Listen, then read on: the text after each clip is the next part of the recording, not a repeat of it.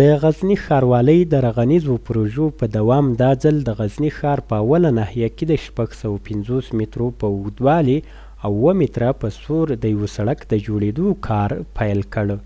د غزني ښاروال وایي په دغه پروژه باندې نږدې 9.5 میلیونه افغانۍ لګښت راځي چې کارونه به یې په 2 میاشتو کې بشپړ شي.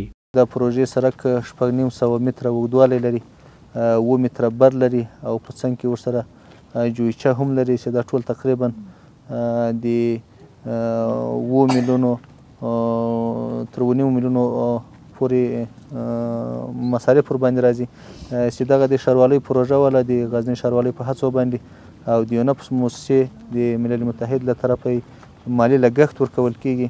ورته مهال د غزني ښار د خشک سیمې اوسیدونکي او د سړک جوړولو کارګر د دغه سړک جوړېدو ته ځکه خوښ دي چې په کور دننه ورته د کار زمینه برابره شوې ده.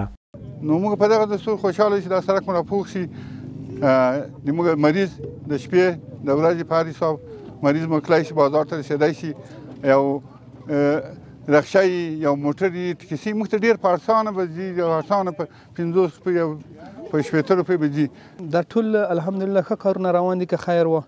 دا چې په خیر جوړ شي دا د سهولتونه پیدا کوي، د دې نه شاته نور سړکونه، نورې لارې، نورې بازسازۍ په حساب باندې که کارونه وشي دا به ډېر ښه وي. د خلکو ته به کار هم پیدا شي او ګلاب هم کې پیدا شي او زموږ دغه ښار او مملکت و دا به هم یو خوشنمایي پیدا کا.